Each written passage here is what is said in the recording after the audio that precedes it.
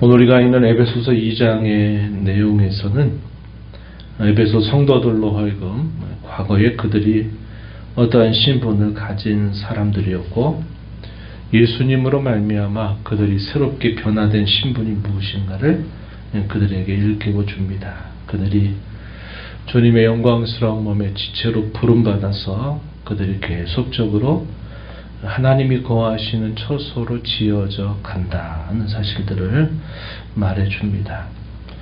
우리가 성경 전체를 요약을 한다고 할 때 크게 두 가지로 요약할 수 있을 겁니다. 하나는 하나님을 아는 지식에 관하여 성경은 가장 올바르고 가장 좋은 안내자로 우리의 길을 인도해 준다, 이렇게 말할 수 있겠고, 또 그것뿐만 아니라 우리 자신에 대한 가장 정확한 지식을 우리에게 알려주기도 합니다. 올바른 진도자 또 안내자로서 우리의 길을 성경이 이끌어주고 있다는 겁니다. 그래서 하나님이 누구이신가 하는 것과 우리가 과연 누구인가 하는 것에 대한 지식을 성경은 우리에게 가르쳐줘요. 오늘 우리가 읽은 본문들은 이것을 따져서 한번 생각해 본다면 우리에 관한 지식, 특별히 주님의 영광스러운 교회 혹은 성도로 부름받은 그런 우리 자신들에 대한 참지식이 무엇인가 하는 것을 잘 요약해 준다 하겠습니다. 바울 사도는 에베소에 있는 여러 성도들을 향해서 그때와 이제라고 하는 이 두 가지의 말을 통해서 그들이 그리스도 밖에 살았을 때 과거의 그들의 형편과 처지, 그리스도로 말미암아 그들이 그리스도 안에서 획득한 새로운 신분, 그들의 정체성에 대해서 먼저 소개를 해주고 있습니다. 그 내용들이 2장 1절 이하로부터 길게 소개되고 있습니다. 1절 말씀을 한번 보시면 그들이 어떠한 형편에 처해 있었는가에 대해서는 먼저 근본적으로 표현하는 말은 1절에서 허물과 죄로 죽었던 너희다, 이렇게 표현했습니다. 허물과 죄로 죽었던 너희. 그에 대한 표현들에 대해서 이어지는 말씀에서 소개해주고 있어요. 2절에 보면 공중의 권세 잡은 자를 따랐다, 이 세상의 풍조를 따랐다, 이렇게 표현했습니다. 그때 너희는 그 가운데 행하여 이 세상의 풍조를 따르고 공중의 권세 잡은 자를 따랐다, 이렇게 표현했습니다. 그 공중의 권세 잡은 자가 어떤 자인가 설명해 주기를 불순종의 아들들 가운데서 역사하는 영이다, 사탄을 이렇게 표현하고 있습니다. 그래서 3절에 보면 본질상 그들은 진노의 자녀이었었다는 사실을 말합니다. 3절 끝에 보면 본질상 진노의 자녀이었더니, 이렇게 표현합니다. 우리도 육체 욕심을 따라서 지냈고 육체와 마음에 원하는 것을 하였다, 이렇게 표현합니다. 그리스도 바깥에서 부패하고 타락한 인생으로 그들의 지도자, 그들의 안내자를 사탄의 그러한 안내를 따라서 그렇게 살아왔었다 하는 사실을 표현하고 있습니다. 그래서 그들의 결말은 진노의 자녀이었다라는 사실을 표현해주고 있어요. 그런데 하나님의 그 크신 사랑 때문에 큰 변화가 일어났다는 사실을 말합니다. 4절에 보면 결정적인 중요한 계기, 그것은 긍휼이 풍성하신 하나님이 우리를 사랑하신 그 사랑을 인하여, 그 사랑 때문에 지금은 어떻게 됐다고 말하느냐. 5절 이하에 보면 허물로 죽은 우리를 그리스도와 함께 살리셨다. 또 6절에 보면 함께 일으키셔서 그리스도 예수 안에 함께 하늘에 앉히셨다, 이렇게 표현했습니다. 함께 라는 표현들이 반복되고 있죠. 이것은 그리스도와 우리와 신비로운 연합을 하게 되었다는 사실을 우리에게 말해줍니다. 주님이 십자가에 죽으셨다가 부활하실 때 우리도 다시 살리셨고 우리를 일으켜 주셔서 우리로 하여금 그리스도께서 계신 그 하늘에 우리도 앉히셨다 이렇게 말합니다. 신비로운 표현입니다. 그리스도와 우리와 뗄 수 없는 연합을 이루고 있다 하는 사실을 우리에게 말해주고 있어요. 우리의 지금과 우리의 마지막 완성이 될 그 모습을 이 표현 속에서 우리에게 가르쳐주고 있다 하는 겁니다. 한편으로는 이미 이루어졌고 한편으로는 완성을 우리가 기다리고 있는 그러한 모습을 이 말씀 우리에게 가르쳐줘요. 이러한 놀라운 변화는 오직 하나님이 우리를 사랑하신 그 큰 사랑 때문이었다 이렇게 표현했습니다. 그렇다면 그 목적, 지향점은 무엇인가 라고 말씀하시기를 7절과 10절에 보면은 이렇게 표현했어요. 은혜의 지극히 풍성함을 오는 여러 세대에 나타내시기 위함이다 이렇게 표현했고 10절에서 보면은 이렇게 또 표현했습니다. 선한 일을 위하여 지으심을 받았다 이렇게 표현했습니다.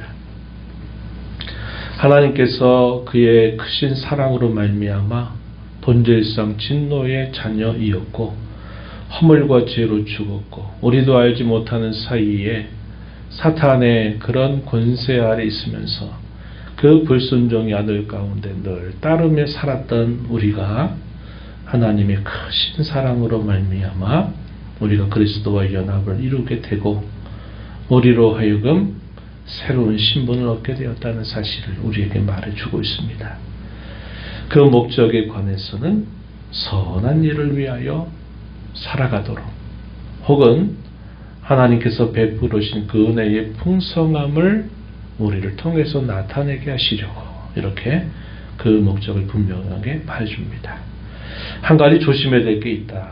그거에 대해서는 8절과 9절에서 말하기를 뭐라고 표현했느냐. 그것은 너희가 스스로 그것을 마치 이뤄낸 것처럼 그렇게 생각하지 말라는 겁니다. 너희의 행위로 인해서 너희에게 주어진 것이 결코 아니다. 그것은 오직 은혜로 말미암아 주어진 것이고 그 은혜를 통해서 믿음을 선물로 받아서 그 믿음으로 인하여 너희가 구원을 받게 된 사실이다. 너희의 자신에 대하여서 결코 자랑할 수 없다. 이렇게 표현을 했습니다. 우리의 신앙생활이 성숙하고 자라가는 데 있어서 중요한 양분이 바로 이것입니다. 우리로 하여금 하나님께서 그 크신 은혜와 사랑으로 우리에게 이 믿음이라고 하는 놀라운 선물을 주시고 이 믿음을 통해서 그 예수 그리스도를 믿고 그분과 함께 연합되게 하셨다고 하는 사실이죠. 그로 말미암아 우리가 하나님 앞에 자랑할 것이 없고 우리가 세상을 살면서도 우리가 뭔가 스스로 한 것처럼 교만할 수 없다 하는 것을 깨달아가는 과정이 우리의 신앙의 성숙과 함께 같이 진행되는 일이다 하는 사실을 우리가 알 수 있다는 겁니다. 바울 사도는 좀 더 또 다른 말로 그들의 과거와 현재에 대해서 또 이렇게 계속 이어서 설명합니다. 그들을 뭐라고 표현했느냐. 11절에 보면 그때에 육체로는 이방인이고 손으로는 육체 행한 할례를 받은 무리라 칭하는 자들 곧 유대인들로부터 할례받지 않은 무리 곧 이방인이다. 이렇게 일컬음을 받는 자들이다. 이렇게 표현합니다. 유대인과 이방인 이렇게 말할 때 이방인이었다. 이렇게 표현을 했고요. 12절에도 보면 그리스도 바깥에 있었다. 이스라엘 나라 밖의 사람이고 약속의 언약들에 대해서는 외인이었다. 세상 속에서 소망이 없었고 하나님도 없는 자들이었다. 이렇게 표현했습니다. 그들의 신분에 대해서 이전에 여러 가지 호칭들을 통해서 그들이 그리스도 바깥에 있을 때 어떠한 자들이었느냐 하는 것을 우리에게 보여주고 있다는 겁니다. 그런데 그들이 어떤 신분으로 바뀌었다고 말하느냐. 그들이 성도들과 동일한 시민이 되었다. 19절에 보면 또 하나님의 권속이 되었다. 이렇게 표현했습니다. 이 권속이라는 말 우리가 많이 사용하진 않아요. 무슨 뜻이냐? 쉽게 말하면 가족이다 이 말입니다. 우리가 하나님을 우리의 아빠 아버지로 모시는 가족을 이루고 있는 형제와 자매들, 한 식구들이 되었다. 이렇게 표현했습니다. 우리가 이 땅에서 이루는 가족이라고 하는 관계는 이 땅에서의 관계입니다. 우리의 이 땅에서 살아가는 이 생에서의 관계예요. 그러니까 영원히 이어지는 관계는 어떤 관계냐? 그리스도 안에서 그의 피로 말미암아 한 식구가 된 사람들이 영원한 가족이다 하는 사실을 우리에게 가르쳐주고 있는 겁니다. 우리의 사랑하는 가족들이 다 믿음 안에서 영원한 가족이 되려고 하면 이 믿음 안에 하나를 이루어야 된다는 겁니다. 그렇지 않는다면 우리의 가족의 관계라고 하는 것은 이 땅에서 결국 끝나게 되고 만다 하는 사실을 우리에게 보여주고 있어요. 그래서 우리가 이 땅에 사는 동안 먼저 이 구원의 은혜를 알고 구원을 받은 저와 여러분들은 아직 그 은혜를 알지 못하는 우리의 사랑하는 가족과 친지들에게 이 복음을 전하는 일을 끝까지 힘쓰고 또 기도해야 된다는 사실을 우리가 알게 됩니다. 이렇게 그리스도 바깥에 있었던 그들의 과거와 또 그들이 이제 하나님과 하나님의 가족이 되고 성도들과 동일한 시민이 되는 중요한 계기가 있다. 그것을 뭐라고 역선 설명하냐면 13절에 보면은 그리스도의 피로 말미암아 가까워졌다. 이렇게 표현을 했습니다. 앞부분에서는 중요한 변화의 그 변환점을 뭐로 소개했습니까? 하나님의 크신 사랑 때문이다. 이렇게 말했고, 이후 안에서는 중요한 변화의 계기를 또 뭐라고 말했냐면 그리스도의 피로 말미암아 그렇게 되었다. 이렇게 말합니다. 성경은 우리가 구원받는 원인에 대해서 여러 가지 다채롭게 설명을 해줘요. 우리가 살펴본 것처럼 하나님의 크신 사랑 혹은 하나님의 인자와 긍휼, 그것이 우리가 구원을 받게 되는 중요한 원인이다. 이렇게 말해요. 이건 하나님의 속성과 관계에서 말할 때 원인을 그렇게 말하는 겁니다. 하나님의 은혜로 혹은 하나님의 크신 사랑으로 말미암아 구원받았다. 또 다르게 표현할 때 뭐라고 표현하냐면 우리는 그리스도 때문에 구원받았다. 이렇게 말합니다. 이것은 하나의 진료적인 원인이라고 표현해요. 예수님께서 우리의 모든 죄를 다 짊어지고 십자가에 죽으시고 부활하신 사실로 인하여 우리가 구원을 받게 된다. 이렇게 말합니다. 그래서 원인들을 하나로 말하는 게 아니라 원인을 여러 가지 다채로운 표현들을 통해서 사용해요. 은혜로 구원받습니다. 또 그리스도로 말미암아 구원받습니다. 또 뭐라고도 말합니까?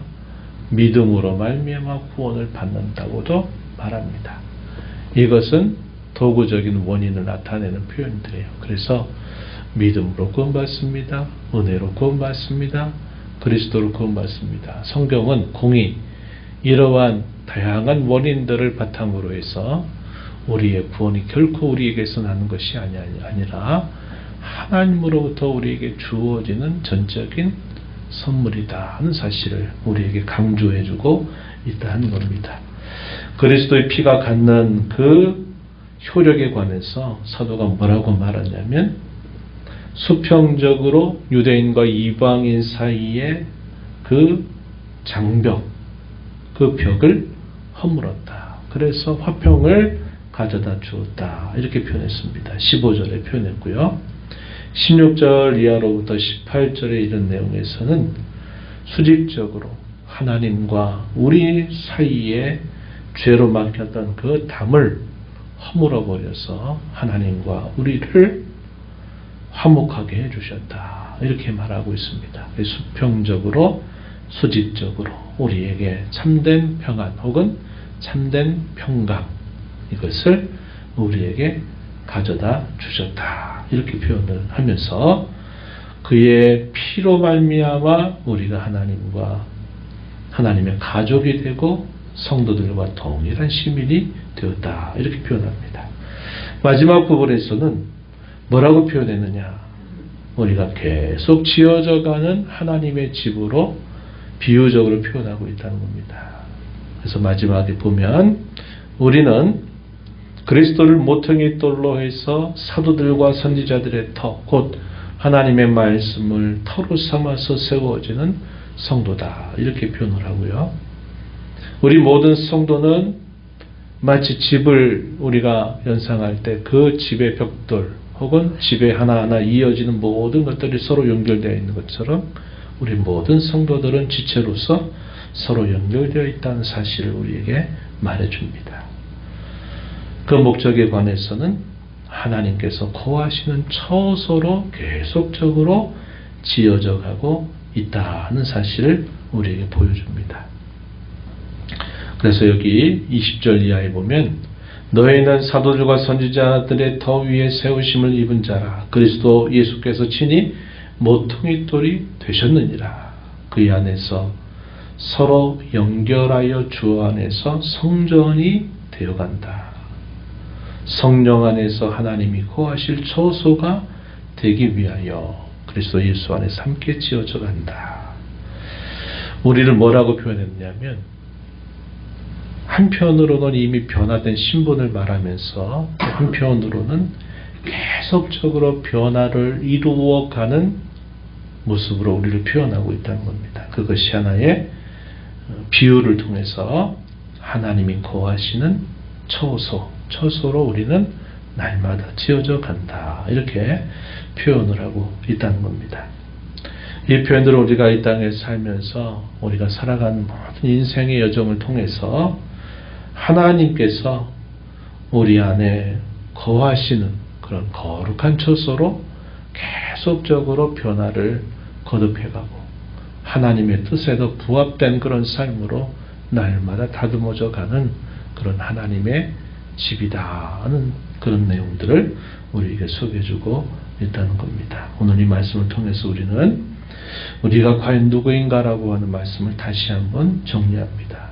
우리는 바울 사도가 11절에서 말한 것처럼 이러한 말씀을 마음에 간직해야 하겠습니다. 그게 뭐냐면 너희는 생각하라 하는 겁니다.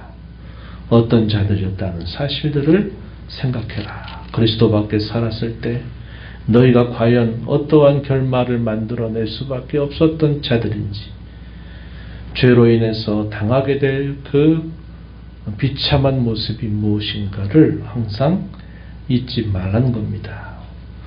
우리가 하나님의 은혜를 망각하고 교만해지게 될 때 우리가 우리의 과거를 늘 생각할 수 있다는 것은 우리의 교만을 고치는 특효약이 될 수 있어요. 그래서 우리의 과거를 늘 되새기면서 우리가 이러한 놀라운 신분을 받게 된 것은 오직 하나님의 사랑 혹은 그리스도 때문에 주어진 놀라운 선물이라는 사실을 언제나 잊지 말고 겸손한 자로 살아야 된다는 것이고요. 우리를 성도라고 하는 그런 존귀한 신분을 우리에게 주신 그 하나님의 은혜를 감사하면서 우리의 실제적인 모습이 하나님을 늘 자랑하고 선한 일을 힘을 쓰면서 하나님의 은혜의 풍성함이 어떤가를 우리의 말광실을 통해서 드러내고 우리가 하나님이 거하시는 거룩한 처소로 날마다 변화되는 삶을 매일 살아가는 저와 여러분이 되어야 하겠다는 겁니다. 이런 은혜가 저와 여러분에게 함께 하기를 축복합니다.